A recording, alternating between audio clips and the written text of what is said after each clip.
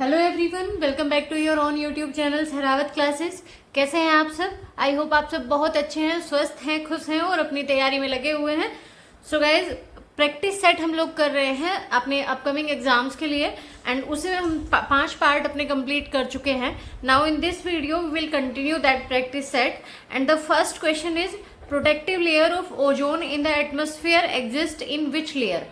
Protective layer ozone की atmosphere में किस लेयर में एग्जिस्ट करती है? Number 1 option is troposphere, second ionosphere, third stratosphere and fourth one is atmosphere. So the correct answer here will be stratosphere. बहुत common सा question है, बहुत सारे एग्जाम में फ्रिक्वेंटली पूछा जाता है। स्ट्रेटोस्फेयर, हमारा जो एटमॉस्फेयर है उसको डिवाइड किया गया है डिफरेंट लेयर्स में या डिफरेंट जोन में। सबसे पहले हम बात करें, suppose this is our earth and earth से ऊपर जाइए तो सबसे पहला जो जोन आता है एटमॉस्फेयर का, this is troposphere which is about 0 to 10 kilometre of range, which is in about 0 to 10 kilometre की रेंज में जो है वो है हमारा troposphere first. And then stratosphere, that is 10 to 30 kilometre range, जो हमारे 10 से 30 किलोमीटर की रेंज में है strato. Third one is meso, वो 30 से 50 किलोमीटर की रेंज में है। Fourth one is thermosphere and last one is exosphere. So troposphere, stratosphere, mesosphere, thermosphere and last exosphere, जो 400 किलोमीटर से ऊपर ऊपर का जो हमारा जोन है। बट पूछा क्या गया है क्वेश्चन में कि ओजोन लेयर से रिलेटेड हमारा एक क्वेश्चन पहले भी हमने इसी प्रैक्टिस सेट में डिस्कस किया था। ओजोन लेयर जो कि O3 मॉलिक्यूल की बनी हुई है और प्रोटेक्ट करती है सन से आने वाले यूवी रेडिएशन से। हमें जो सन से हार्मफुल यूवी रेडिएशन आती हैं उनको ये अर्थ में एंटर या अर्थ तक नहीं आने देती है, उनको वहीं पर क्या कर लेती है, ट्रैप कर लेती है, रोक लेती है। बट अब कुछ गैसेस के यूज की वजह से इसका क्या हो रहा है, डिप्लीशन हो रहा है। कुछ हार्मफुल, कुछ हम एनवायरनमेंट में ऐसी गैसेस यूज कर रहे हैं जो इसको क्या कर रही है, डिप्लीट कर रही है, जिसको हम ओजोन होल बोल रहे हैं। So in this question what was asked कि ओजोन लेयर जो है हमारी वो किस जोन में है, किस लेयर में है। तो यहाँ पर आंसर हो जाएगा करेक्ट हमारा option 3 stratosphere. Now the next question is the pollutants emitted by jet aeroplanes in outer atmosphere fluorocarbons are known as. कुछ पोल्यूटेंट्स जो जेट एरोप्लेन हमारे एटमॉस्फेयर में रहते हैं, आउटर एटमॉस्फेयर में फ्लोरोकार्बन्स की फॉर्म में कुछ पोल्यूटेंट्स रिलीज करते हैं, उनको हम क्या बोलेंगे, उनको क्या कहेंगे? Number 1 option is smog, number 2 photochemical oxidants, number 3 aerosols and number 4 is loess. So the correct answer here will be aerosol. Aerosol word आपने बहुत जगह पढ़ा होगा और आई होप आप लोगों को पता भी होगा इसके बारे में। बहुत छोटे छोटे टाइनी ड्रॉपलेट्स होते हैं, फाइन पार्टिकल्स या ड्रॉपलेट्स जो एयर में सस्पेंडेड रहते हैं, उनको हम एरोसोल्स बोलते हैं। और उस फॉर्म में यहाँ पर जेट एरोप्लेन्स की बात की है तो जेट एरोप्लेन से जो रिलीज होती है वो क्लोरोफ्लोरोकार्बन गैस उस तरह की फॉर्म में रिलीज होती है जब, तो उसको हम एरोसोल बोलेंगे। यानी फाइन ड्रॉपलेट्स की फॉर्म में अगर रिलीज होती है तो वो कंट्रीब्यूट करती है एटमॉस्फेरिक पोल्यूशन में एंड ओजोन डिप्लीशन में। अभी हमने बात की ना ओजोन डिप्लीशन के लिए कुछ गैसेस रेस्पॉन्सिबल है, उन्हीं में क्या है हमारी CFC यानी क्लोरोफ्लोरोकार्बन।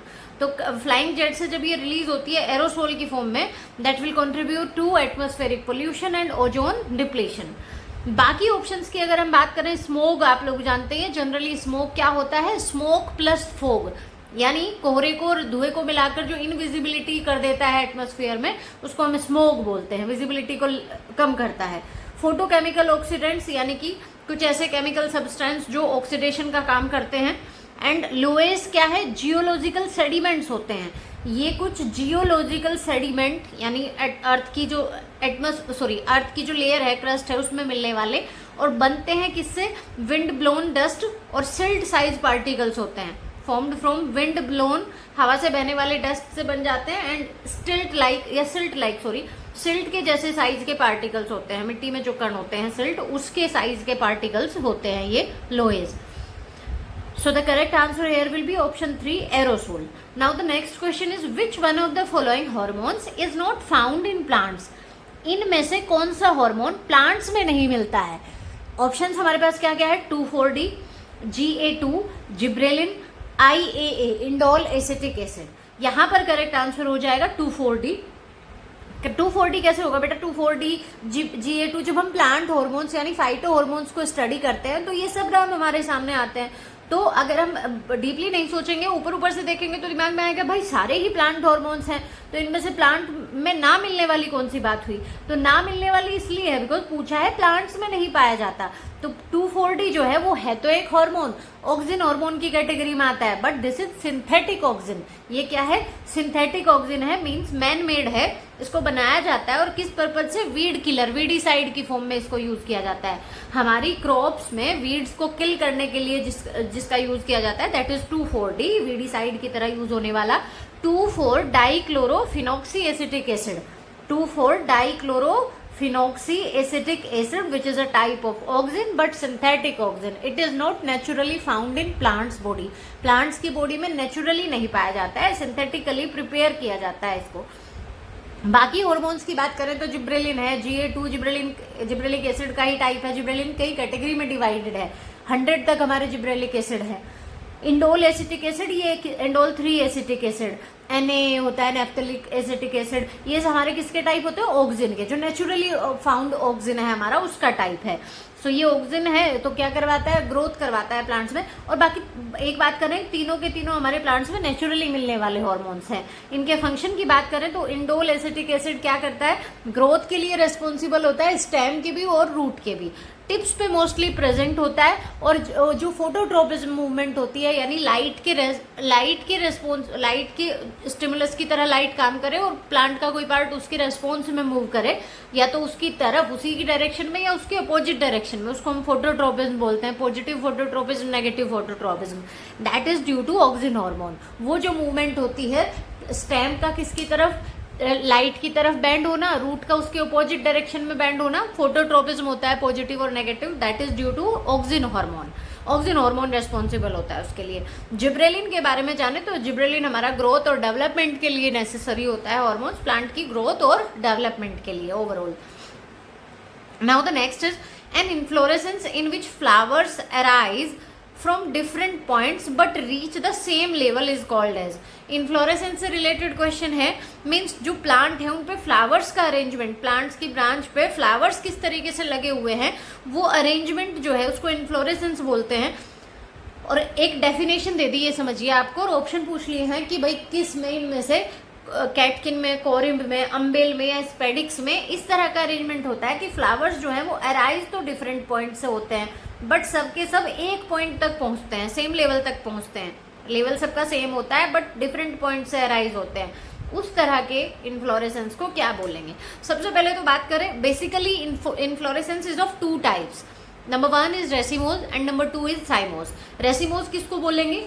ऐसा इन्फ्लोरेसेंस जिसमें हमारे पास क्या होता है, सपोज दिस इज ब्रांच और इस पर हमारे फ्लावर्स लगे हुए हैं, तो फ्लावर्स अगर इस तरीके से लगे हैं कि हमारे जो टिप है यहाँ पर कोई फ्लावर नहीं आया है अभी, और जो साइड में एक्सियल जो हमारी बर्ड्स हैं वहाँ से फ्लावर्स निकल रहे हैं, और इस तरह की जो, तो यहाँ पर क्या होगा, जो यंग फ्लावर्स होंगे वो ऊपर की तरफ होंगे और जो ओल्ड फ्लावर्स है वो बेस की तरफ है। तो जो ग्रोथ हो रही है वो फ्रॉम बेस टू टॉप हो रही है, या फिर फ्लावर्स जो आ रहे हैं वो किधर से किधर आ रहे हैं, बेस से टॉप की तरफ आ रहे हैं। इस तरह की ग्रोथ को, इस तरह की फ्लावरिंग को एक्रोपीटल बोलेंगे। Acropetal means from base to top. और एक और चीज, इसमें इनडेफिनिट ग्रोथ होगी या अनलिमिटेड ग्रोथ होगी। यहाँ पर क्योंकि जो हमारा ये टिप है यहाँ पर फ्लावर नहीं आया, तो स्टेम या ब्रांच की लेंथ जो है वो बढ़ती जाएगी, इनडेफिनिट ग्रोथ होगी यहाँ पर। और जो रेसिमोज, सॉरी ये तो रेसिमोज हो गया, second one is cymose. Cymose में क्या होता है कि जो हमारा टिप है वहां पर, ब्रांच के टिप पर फ्लावर आ गया सबसे पहले, और फिर उसके बाद नीचे की तरफ फ्लावर्स आएंगे, इसको बेसिपिटल ऑर्डर बोलते हैं। मीन्स यहाँ पर क्या हो रहा है, टॉप से पहले टॉप पर फ्लावर आ जाता है और फिर बेस की तरफ फ्लावर आते हैं। तो जो यंग फ्लावर्स हैं वो किधर मिलेंगे, यहाँ बेस पे मिलेंगे, और जो ओल्ड फ्लावर्स हैं वो ऊपर टॉप पर मिलेंगे। ऑपोजिट है दोनों एक दूसरे के। फिर फर्दर इनको भी डिफरेंट टाइप्स में डिवाइड किया गया है। सो इन्होंने जो पूछा है वो कोरिम्ब पूछा है, दैट इज कोरिम्ब। जो इन्होंने डेफिनेशन दी है वो किसकी है, कोरिम्ब की है। अगर हम इन सब टाइप्स के बारे में हमने पढ़ा हुआ है अच्छे से, तो we can easily answer this question में कोरिम्ब के बारे में बात की थी, जहां पर डिफरेंट पॉइंट्स से फ्लावर्स अराइज हो रहे हैं but reach at the same level पर पहुंच रहे हैं, उसको कोरिम्ब बोलते हैं। बाकी ऑप्शंस की बात करें तो कैटकिन है, अम्बेल है और स्पेडिक्स है। कैटकिन किस तरह का होगा, पेंडुलस स्पाइक लाइक इन्फ्लोरेसेंस होता है जिसमें सेसाइल यूनिसेक्सुअल फ्लावर लगे रहते हैं। सेसाइल का मीनिंग होता है जिनमें जो फ्लावर है, फ्लावर की कोई स्टॉक लाइक स्ट्रक्चर जिससे अटैच हुआ है फ्लावर ब्रांच से, वो नहीं होती है इस तरह से, जिसके लिए पेडिसिल या पेडिंकल टर्म यूज करते हैं हम, वो यहाँ पर नहीं होती है। यूनिसेक्सुअल फ्लावर होते हैं, मीन्स एक में एक ही रिप्रोडक्टिव ऑर्गन होते हैं, इधर मेल और फीमेल। अम्बेल कैसा होता है? कोरिम्ब और अम्बेल थोड़ा सा सिमिलैरिटी शो करते हैं कि सारे फ्लावर्स जो हैं सेम लेवल पर हैं, बट दोनों में डिफरेंस क्या है? कोरिम्ब में डिफरेंट पॉइंट से अराइज होते हैं फ्लावर्स, और अम्बेल में एक अम्ब्रेला लाइक स्ट्रक्चर बनती है, और अम्ब्रेला में जैसे स्ट्रिंग लगे रहते हैं इस तरह की अपीयरेंस दिखती है, इसलिए इसको अम्बेल बोलते हैं। और सेम पॉइंट से अराइज होते हैं, डिफरेंट फ्लावर्स सेम पॉइंट से अराइज होकर पहुँचते सेम लेवल पर है। अम्बेल में भी सेम लेवल पर पहुँचेंगे और यहाँ पर कोरिम्ब में भी, बट यहाँ पर डिफरेंट हाइट्स है और यहाँ पर सेम पॉइंट्स है। Now the next is spadix. Spadix कैसा होता है? एक फ्लैसी, ऐसे फूला हुआ fleshy spike with small flowers, छोटे छोटे flowers surrounded by a large leaf like bract. जो फ्लावर होता है ना उसके चारों तरफ एक बड़ा लीफ के जैसा ब्रैक्ट होता है। ब्रैक्ट के बारे में हम पढ़ते हैं ना, फ्लावर के पास एक लीफ लाइक स्ट्रक्चर अगर है उसको हम ब्रैक्ट बोलते हैं। तो यहाँ पे लार्ज लीफ लाइक ब्रैक्ट होता है जिसको स्पेथ बोलते हैं। तो स्पेथ जो है वो किस में मिलता है? स्पेडिक्स टाइप के इन्फ्लोरेसेंस में पाया जाता है। और स्पेथ है क्या? एक लार्ज लीफ लाइक ब्रैक्ट जो छोटे छोटे फ्लावर्स को सराउंड कर रहा है। कोकोनट में इस तरह का इन्फ्लोरेसेंस देखने को मिलेगा। So I hope you get the point. क्या कह रहा है क्वेश्चन में कि ऐसा इन्फ्लोरेसेंस जिसमें फ्लावर जो है वो डिफरेंट पॉइंट से आए सेम लेवल पर पहुंचते हैं, उसको क्या कहेंगे? कोरिम्ब इन्फ्लोरेसेंस की कैटेगरी में रखेंगे। Now the next question is an example of Liliaceae family is.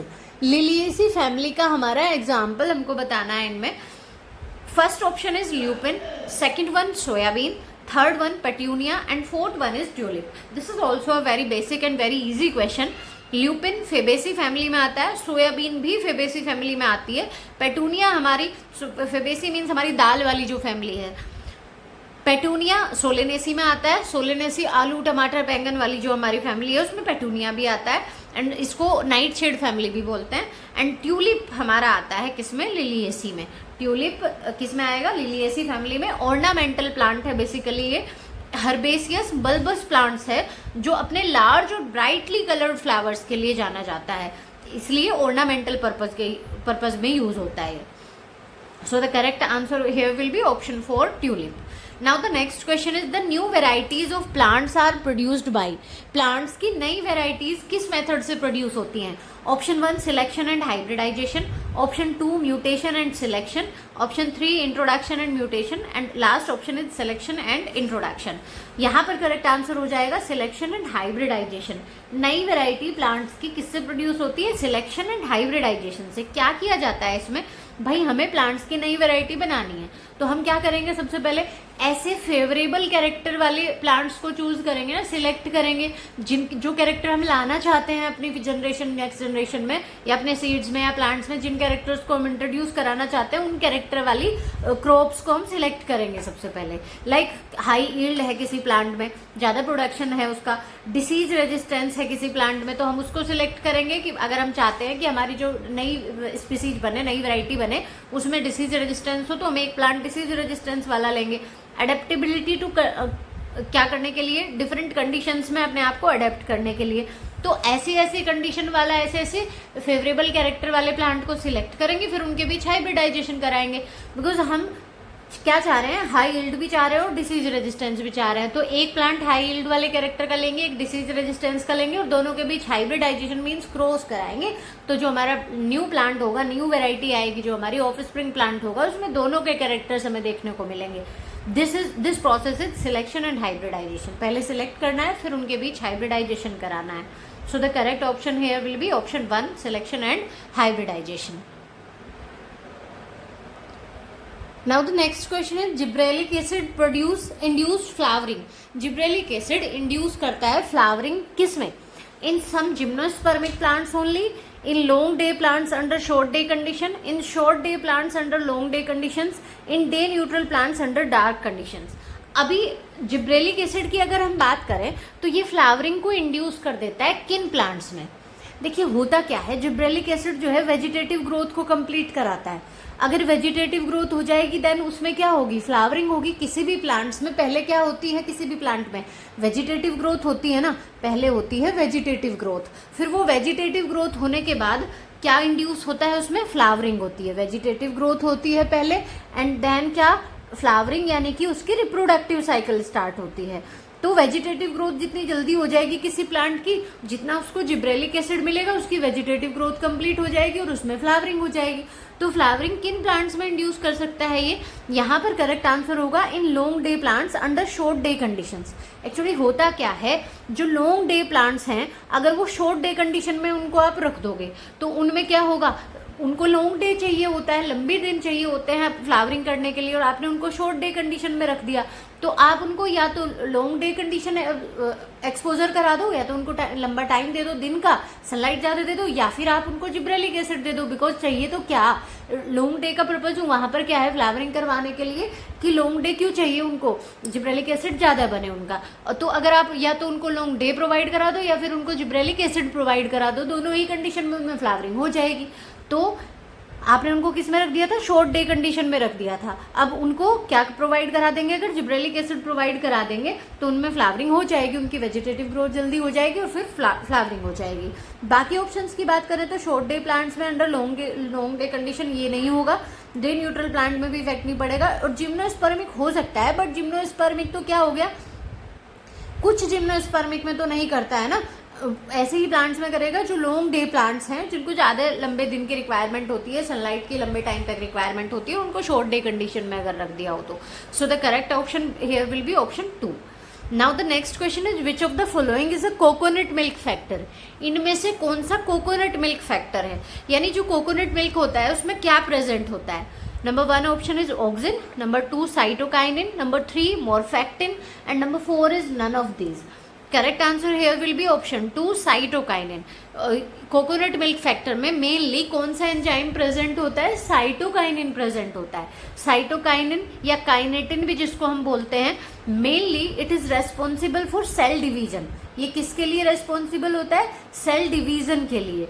और इसको इसी पर्पज की वजह से हम टिश्यू कल्चर में भी यूज करते हैं सेल डिवीजन करवाने के लिए।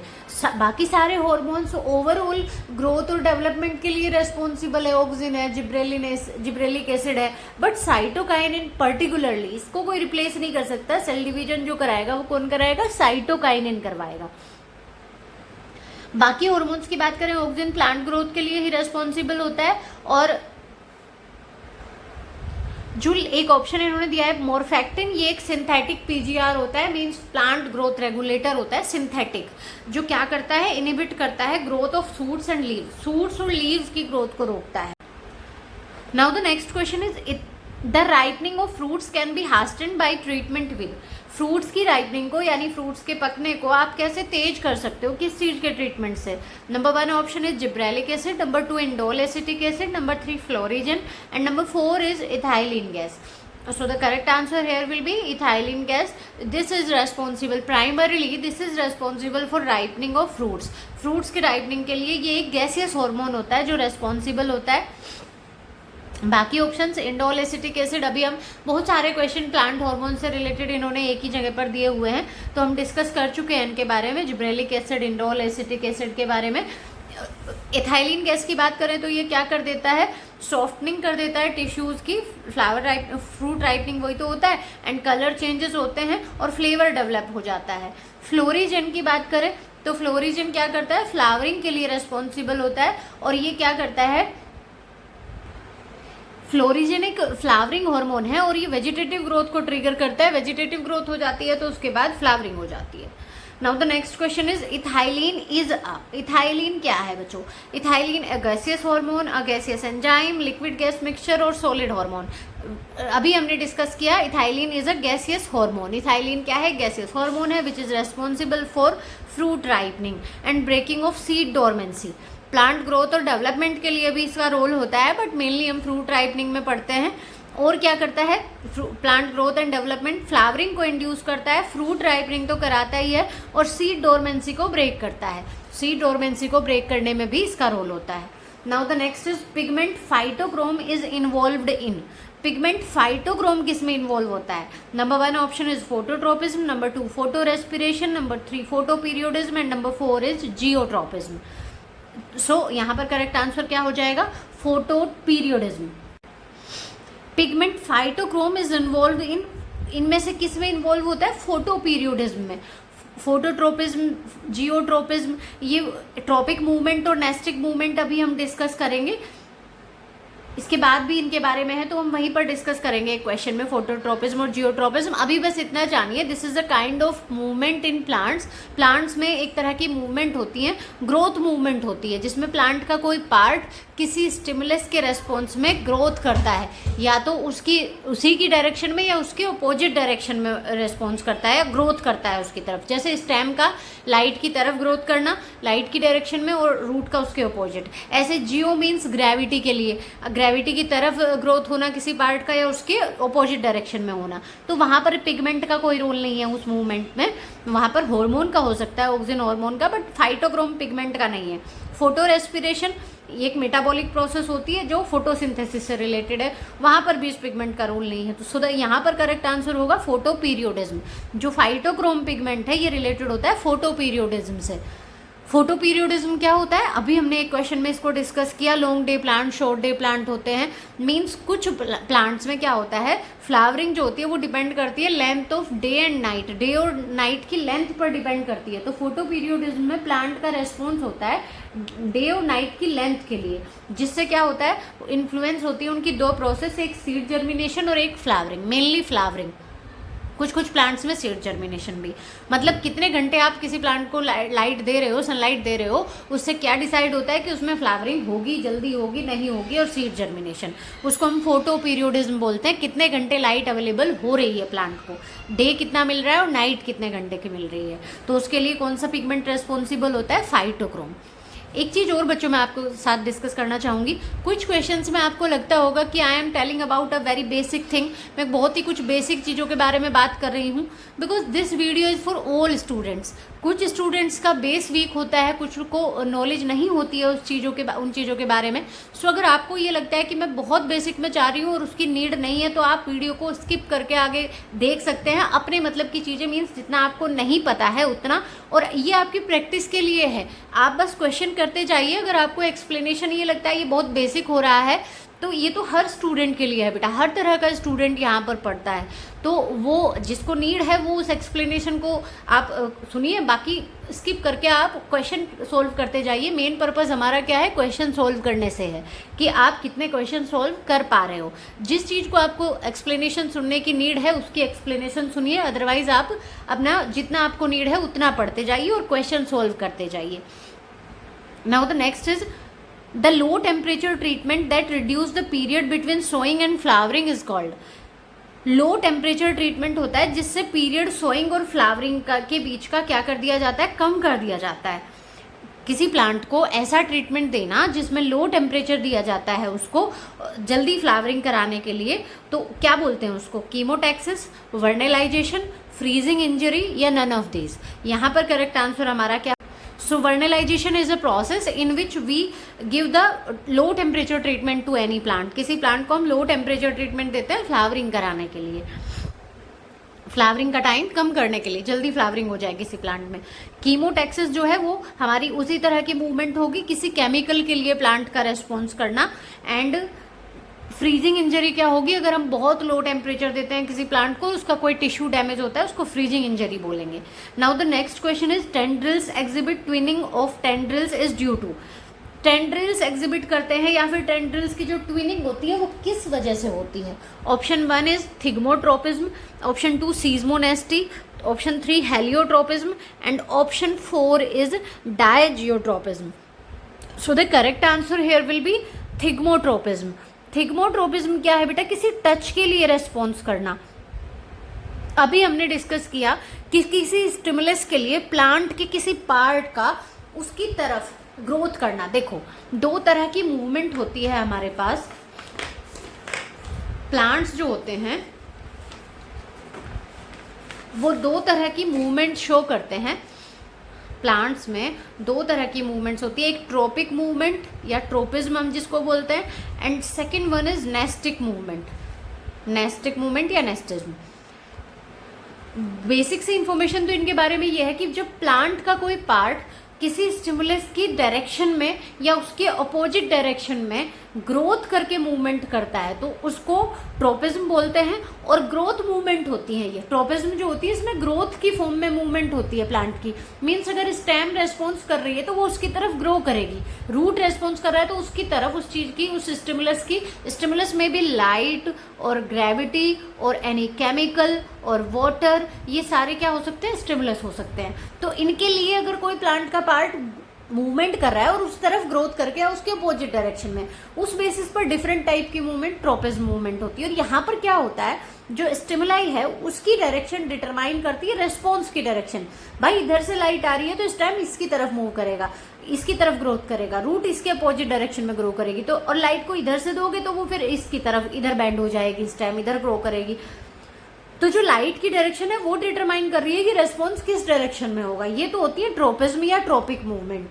नेस्टिक की अगर हम बात करें तो ये ग्रोथ मूवमेंट हो भी सकती है और नहीं भी, मे बी ग्रोथ मूवमेंट और मे नॉट भी। इनमें ग्रोथ नेसेसरी नहीं है, इनमें हमेशा ग्रोथ होगी, इनमें ग्रोथ हो भी सकती है, नहीं भी। सेकेंड डिफरेंस क्या है इनके बीच, यहाँ पर जो रेस्पॉन्स की डायरेक्शन है it is not determined by the direction of stimuli.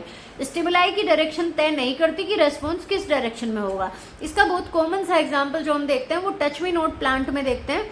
Touch me not plant यानी कि मिमोसा पुडीसा, छुई मुई का प्लांट जो होता है हमारा, उसमें हम अगर उसकी लीव्स को टच करें तो वो फोल्ड अप हो जाती हैं। आप उन्हें इधर से टच कीजिए, इधर से टच कीजिए, कहीं से भी टच कीजिए, उनकी जो फोल्डिंग की डायरेक्शन है वो सिमिलर रहती है, सेम रहती है हर कंडीशन में। मीन्स आपके जो आपका टच है वहां पर क्या कर रहा है, स्टिमुलस का काम कर रहा है। तो आपका टच की डायरेक्शन, स्टिमुलस की डायरेक्शन ये तय नहीं कर रही है कि रेस्पॉन्स जो होगा वो किस डायरेक्शन में होगा। तो इसको नेस्टिक मूवमेंट बोलते हैं। ये भी केमिकल के लिए भी हो सकती है तो कीमोनेस्टिक हो जाएगी, टच के लिए भी हो सकती है तो थिग्मोनेस्टिक हो जाएगी, और हर चीज के लिए इन्हीं सारे स्टिमुलाई के लिए ये वाली मूवमेंट भी हो सकती है। तो क्वेश्चन में क्या पूछा कि जो टेंड्रिल्स होती हैं, यानी कि जो बेल के जैसे प्लांट होते हैं, जैसे अंगूर में होता है हमारा, तो उसमें जो टेंड्रिल्स की ट्विनिंग हो रही है वो किस तरह की मूवमेंट का एग्जांपल है, वो है थिग्मोट्रोपिज्म। क्या होता है, कोई सपोर्ट देते हैं ना हम किसी बेल को, क्लाइंबर्स वगैरह को, क्रीपर्स को, तो वो उसके अराउंड क्या करते रहते हैं, वो टच के रेस्पॉन्स में उनकी ग्रोथ हो रही है तो उसको क्या बोलेंगे, थिग्मोट्रोपिज्म।